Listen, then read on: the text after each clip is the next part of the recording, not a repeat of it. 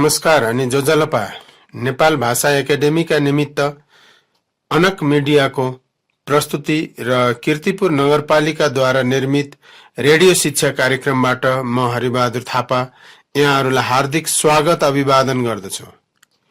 कीर्तिपुर नगरपालिका वडा नम्बर 6 स्थित आदिनाथ माध्यमिक विद्यालयको म गणित शिक्षक। आज म कक्षा 10 को अनिवार्य गणित विषय लिएर यहाँहरू समक्ष उपस्थित भएको छु। आजको कक्षामा हामीले एकाइ 15 मा रहेको वृत्त पाठको बारेमा कुरा गर्नेछौँ। यसको सुरुवात गरौँ वृत्तको धारणाबाट। भाइ बहिनीहरू, सिक्काको घेरा हामीले देखेकै हुनुपर्छ। त्यस्तै हामी बस्ने मोडाको घेरा अथवा कचौराको घेरा आदि वृत्तका व्यावहारिक उदाहरणहरू हुन सक्छन्।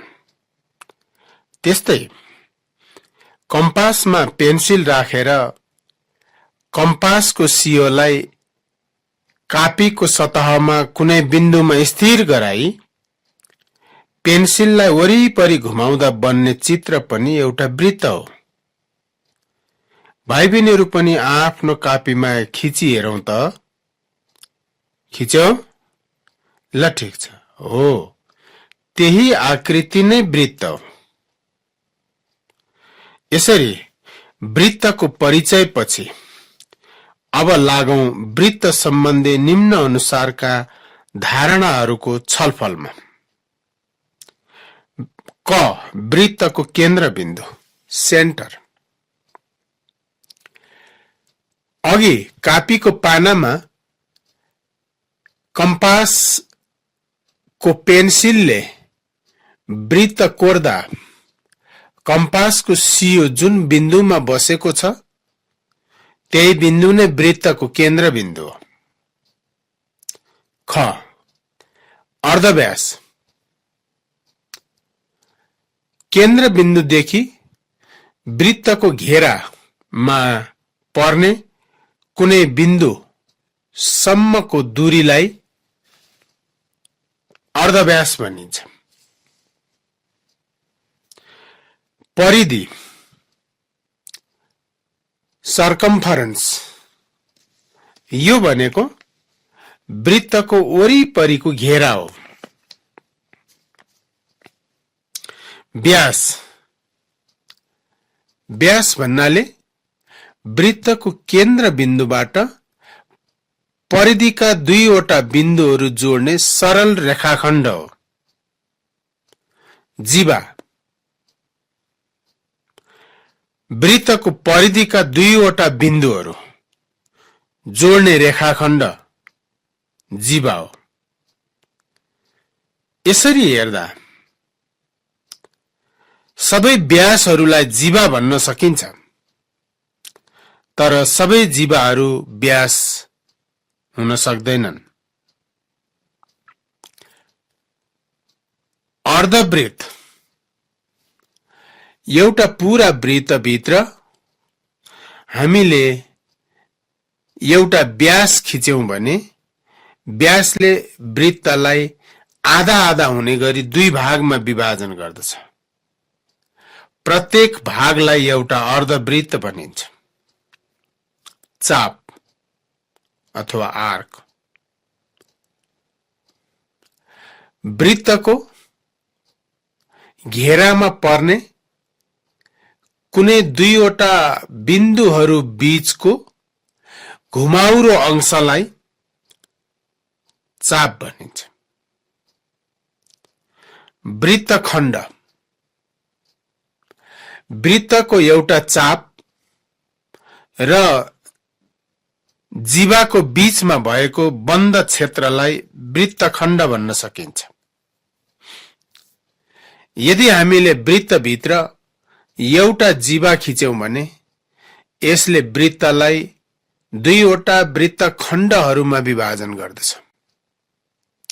त्यसैगरी वृत्तभित्र दुईवटा जीवाहरू खिच्यौं भने यसले वृत्तलाई तीनवटा वृत्तखण्डहरूमा विभाजन गर्दछ। भाइ बहिनीहरू, यसको अभ्यास आफै पनि गर्न सकिन्छ। त्यस्तै क्षेत्रक, सेक्टर, यो भनेको वृत्तको कुनै दुईवटा अर्धव्यासहरू र त्यो अर्धव्यासहरूको बीचमा पर्ने चापले बन्द गरेको क्षेत्रलाई क्षेत्रक अथवा सेक्टर भनिन्छ। त्यस्तै एककेन्द्रिक वृत्तहरू, एककेन्द्रिक वृत्तहरू भन्नाले दुई वा दुईभन्दा बढी त्यस्ता वृत्तहरू हुन् जसको केन्द्रबिन्दु एउटै छ। त्यसैले यस्ता वृत्तहरू साना ठूला हुन सक्छन्, तर तिनीहरूको केन्द्रबिन्दु एउटै हुन्छ। क्षेत्रक, क्षेत्रकको बारेमा अघि भर्खरै हामीले चर्चा गरिसक्यौं। अब लागौं बराबर वृत्तहरूतिर। बराबर वृत्तहरू भन्नाले बराबर अर्धव्यासको प्रयोग गरेर खिचिएका वृत्तहरू भन्ने बुझ्नु पर्दछ। त्यसैगरी केन्द्रीय कोण, वृत्तको केन्द्रीय कोण भन्नाले यसका कुनै दुईवटा अर्धव्यासहरू बीचको कोण भन्ने बुझ्नु पर्दछ, अथवा कुनै दुईवटा अर्धव्यासहरूले केन्द्रबिन्दुमा बनाएको कोण नै केन्द्रीय कोण हो। परिधि कोण, वृत्तको परिधिमा कुनै दुईवटा जीवाहरू मिलन हुँदा तिनीहरूको बीचमा बन्ने कोण परिधि कोण। यसरी हामीले केन्द्रीय कोण र परिधि कोणको चर्चा गरिसकेपछि केन्द्रीय कोणको सम्मुख चापसँगको सम्बन्ध र परिधि कोणको सम्मुख चापसँगको सम्बन्ध जान्नु नितान्त आवश्यक छ। त्यसैले त्यस बारेमा चर्चा गरौं। भाइ बहिनीहरू, वृत्तको केन्द्रीय कोण जहिले पनि त्यो उभिएको चापसँग, जसलाई सम्मुख चाप पनि भनिन्छ, त्योसँग समप्रभावी हुन्छ। यसको अर्थ केन्द्रीय कोणको डिग्री र त्यसको सम्मुख चापको डिग्री बराबर हुन्छ।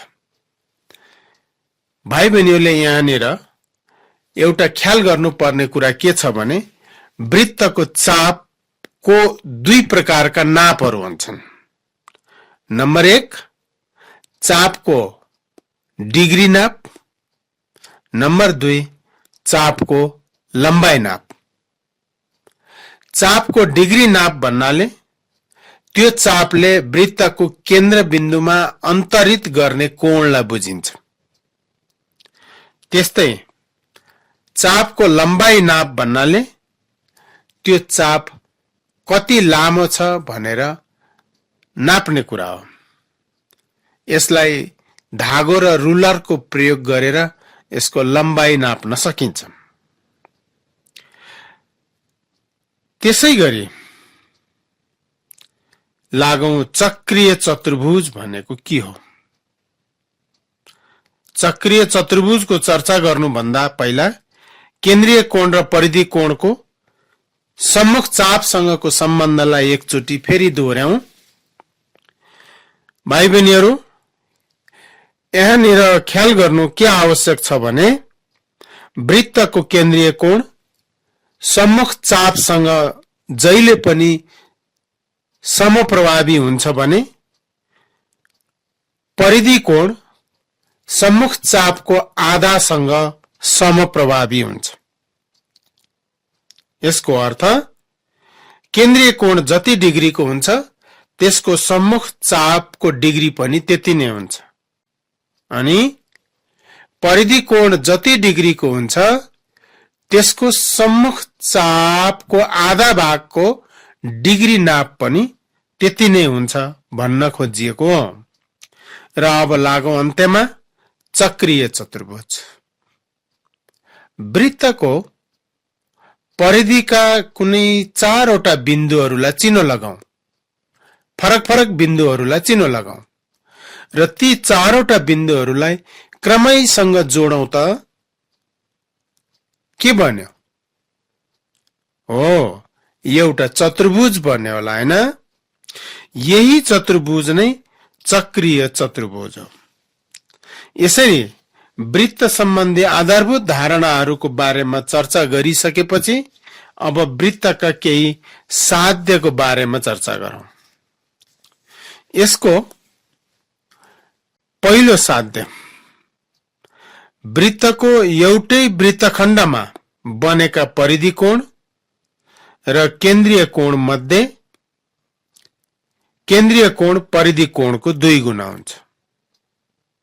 अर्थात् वृत्तको एउटै चापमा आधारित केन्द्रीय कोण परिधि कोणको 2 गुणा हुन्छ। यसलाई पहिला हामी सैद्धान्तिक तरिकाले प्रमाणित गर्नेछौं। यसको निमित्त हामी क्रमशः थाहा दिएको प्रमाणित गर्नुपर्ने रचना र प्रमाण समावेश गर्नेछौं। सबैभन्दा पहिला एउटा चित्रको आवश्यकता पर्छ। त्यसैले कथनसँग मिल्ने एउटा चित्र कोरौं। यहाँ एउटा वृत्तको कुरा गरिएकोले केन्द्र बिन्दु ओ हुने गरी एउटा वृत्त खिचौं र सो वृत्तको केन्द्रमा केन्द्रीय कोण र एउटा परिधि कोण खिचौं। दुवैको चाप एउटै हुनु जरुरी छ। यसरी चित्र कोरिसकेपछि अब हामी यसको थाहा दिएको कुरा लेख्छौं। यो चित्रमा ओ वृत्तको केन्द्र बिन्दु हो।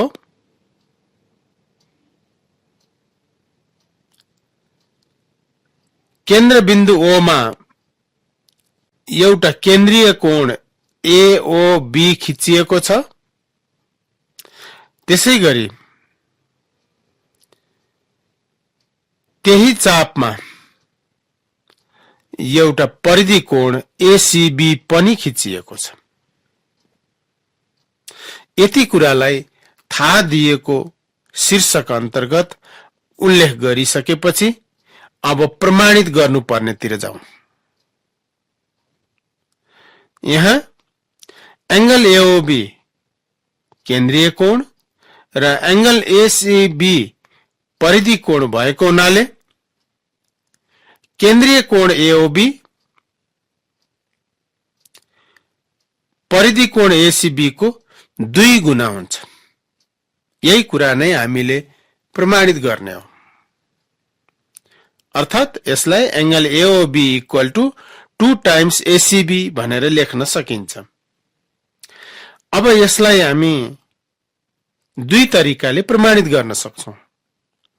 जुक्तिको प्रयोग गरेर वा जुक्तिको प्रयोग नगरिकन। अहिले हामी जुक्तिको प्रयोग नगरिकन प्रमाणित गर्ने विधिको बारेमा चर्चा गर्नेछौं। त्यसैले यसको प्रमाण लेख्ने एउटा तालिका बनाऊ। दायाँतर्फ कारणहरू र बायाँतर्फ तथ्यहरू रहने गरी एउटा तालिका खिचौं। एउटा तालिका बनाऊ। यसको सबैभन्दा पहिलो तथ्य, केन्द्रीय कोण AOB लाई यसको सम्मुख चापसँग तुलना गरौं। हामीलाई थाहा छ कोण सम्मुख चापसँग समप्रभावी हुन्छ। त्यसैले नम्बर 1 मा एंगल AOB इक्वल टु चाप एबी को डिग्री भनेर लेख्न सकिन्छ। र यसको कारण नम्बर 1 मा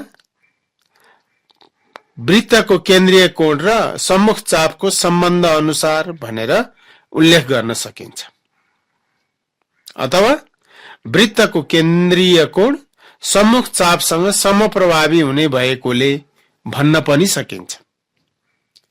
त्यसैगरी नम्बर 2 मा परिधि कोणको सम्बन्ध उल्लेख गरौं।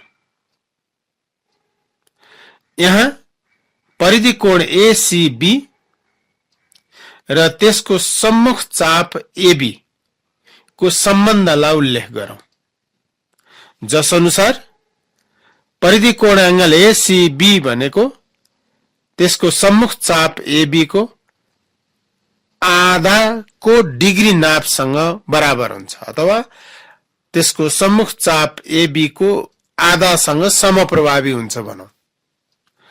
यसरी angle ACB equal to half of चाप एबी को डिग्री लेख्न सकिन्छ। तेस्रो नम्बरमा 1 नम्बर र 2 नम्बर तथ्यहरूलाई तुलना गर्ने हो भने एंगल एओबी एंगल एसीबी को दोब्बर हुन्छ, अथवा एंगल एसीबी एंगल एओबी को आधा हुन्छ। यही कुरालाई तेस्रो बुँदामा हामी लेख्न सक्छौं, angle AOB equal to 2 times angle ACB, अथवा यसैलाई angle ACB equal to 2 times of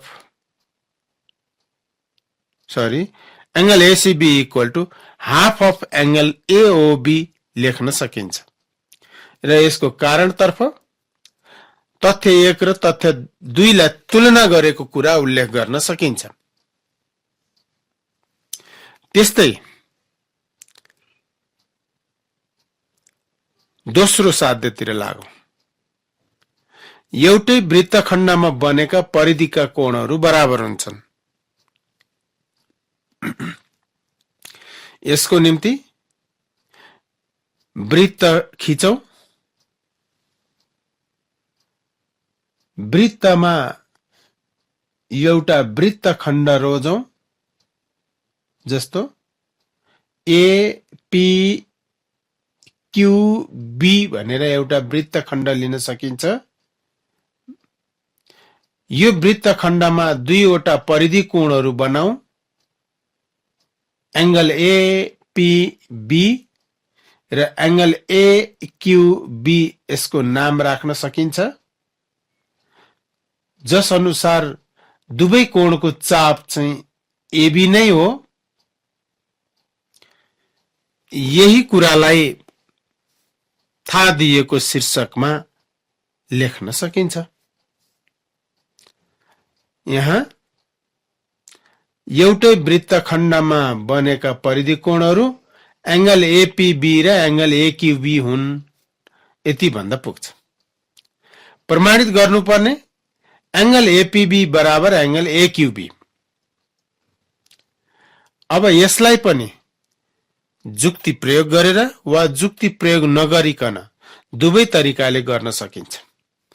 अहिले हामी यहाँ जुक्ति प्रयोग नगरिकन गर्ने विधिको बारेमा चर्चा गर्नेछौं। त्यसको निम्ति प्रमाण लेख्नलाई देब्रेतिर तथ्यहरू र दाहिनेतिर कारणहरू भएको एउटा तालिका तयार गरौं, र यो साध्यलाई पनि अघिल्लो साध्यमा जस्तै यसको सम्मुख चापसँग तुलना गर्ने बित्तिकै यसलाई सजिलै प्रमाणित गर्न सकिन्छ। जस अनुसार पहिलो नम्बरमा एंगल एपीबी लाई यसको चापसँग तुलना गर्ने हो, सम्मुख चापसँग तुलना गर्ने हो भने angle APB equal to half of चाप एबी लेख्न सकिन्छ। हाफ अफ चाप एबी को डिग्री लेख्न सकिन्छ। र नम्बर 1 मा यसको कारण उल्लेख गर्दा परिधि कोण र सम्मुख चापको सम्बन्ध अनुसार भन्न सकिन्छ। त्यसैगरी अर्को परिधि कोण एंगल एक्यूबी र यसको पनि सम्मुख चाप एबी नै भएकोले यसको सम्बन्ध पनि एंगल एक्यूबी बराबर हाफ चाप एबी को डिग्री हुन्छ। दुवैको कारण एउटै ढंगले उल्लेख गर्न सकिन्छ र तेस्रो तथ्यमा आइपुग्दा अघिल्ला दुईटा तथ्यहरूलाई तुलना गर्यौं भने एंगल एपीबी पनि चाप एबी को आधा भागसँग समप्रभावी र एंगल एक्यूबी पनि चाप एबी को आधा भागसँग समप्रभावी भएको हुनाले एंगल एपीबी बराबर एंगल एक्यूबी लेख्न सकिन्छ। यसरी यो साध्यलाई पनि हामी सजिलै प्रमाणित गर्न सक्छौं। त्यस्तै अर्को चक्रीय चतुर्भुज सम्बन्धी साध्य, यो साध्यलाई आज स्टुडियोबाट समय सकिएको संकेत प्राप्त भइसकेको हुनाले अर्को कक्षामा छलफल गर्नेछौं। आजलाई बिदा पाऊँ। नमस्कार।